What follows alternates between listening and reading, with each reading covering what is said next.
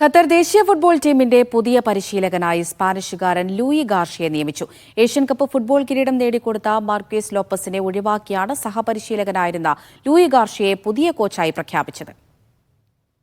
Real Madrid youth ടീമിലൂടെ football career തുടങ്ങിയ Garcia ദീർഘകാലം എസ്പാന്യോൾ താരവും ശേഷം പരിശീലകനുമായിരുന്നു. സ്പാനിഷ് ദേശീയ ടീമിനു വേണ്ടിയും 2 വർഷത്തോളം പന്തുതട്ടി. കഴിഞ്ഞ ഏഷ്യൻ കപ്പിന് തൊട്ടുമുമ്പായാണ് മാർക്കോസ് ലാപ്പസിന്റെ അസിസ്റ്റന്റായി ഖത്തർ ദേശീയ ടീമിന്റെ ഭാഗമായത്. 1 വർഷത്തിനിപ്പുറം ടീമിന്റെ ഹെഡ് കോച്ച് പദവിയിലേക്കും അദ്ദേഹം എത്തി. ഡിസംബർ 21 കുവൈത്തിൽ കിക്ക് ഓഫ് കുറിക്കുന്ന ഗൾഫ് കപ്പ് ചാമ്പ്യൻഷിപ്പായിരിക്കും ഗാർഷ്യയുടെ ആദ്യ അന്താരാഷ്ട്ര ദൗത്യം.